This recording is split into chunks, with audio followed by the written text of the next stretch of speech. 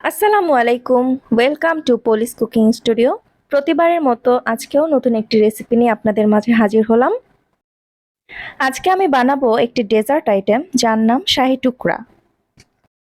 খুব কম আর ঘরোয়া উপকরণে কিভাবে এই ডেজার্টটি আমি বানিয়েছি সেটি আপনাদের সাথে শেয়ার করছি। প্রতিবারের মতো আজকেও বলছি, আমার ভিডিওটি যদি আপনাদের কাছে ভালো লেগে থাকে তাহলে প্লিজ লাইক, শেয়ার, কমেন্ট এবং সাবস্ক্রাইব করে আমার পাশে থাকবেন।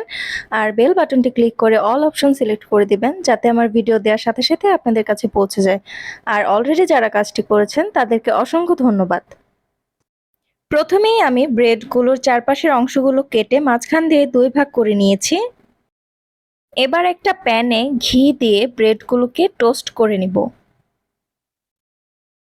এই তো একে একে সবগুলো ব্রেড দিয়ে দিব আর 2 পাশে ভালোভাবে টোস্ট করে নিব।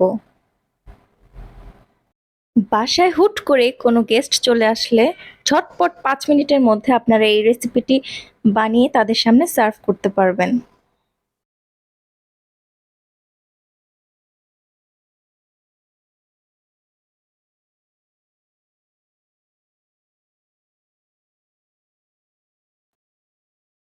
এই তো ব্রেডগুলো অলমোস্ট টোস্ট করা হয়ে গেছে।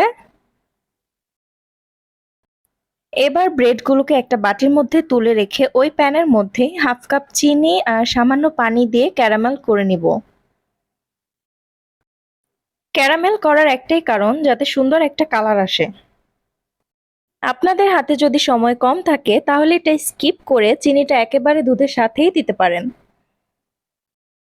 চিনিটা পানির সাথে গলে যাওয়ার পরে অনবরত নাড়তে হবে, তা না হলে নিচ থেকে লেগে যাবে আর পুড়েও যাবে।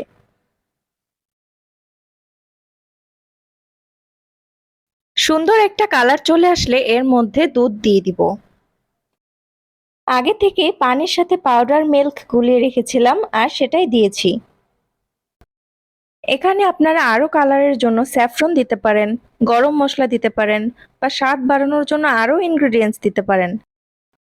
কিন্তু ওই যে বললাম, খুব কম আর ঘরোয়া উপকরণে শাহি টুকরা বানাবো, তাই আর কিছুই দিচ্ছি না এখানে।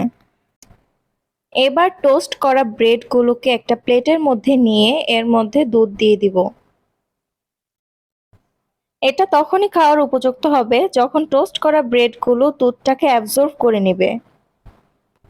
দুধ আর চিনি, মাত্র 2টা উপকরণ দিয়ে এই শাহি টুকরা বানিয়ে কাউকে খাইয়ে খুব সহজেই তার মন জয় করে নিতে পারবেন। আশা করি আমার রেসিপিটি আপনাদের কাছে ভালো লেগেছে।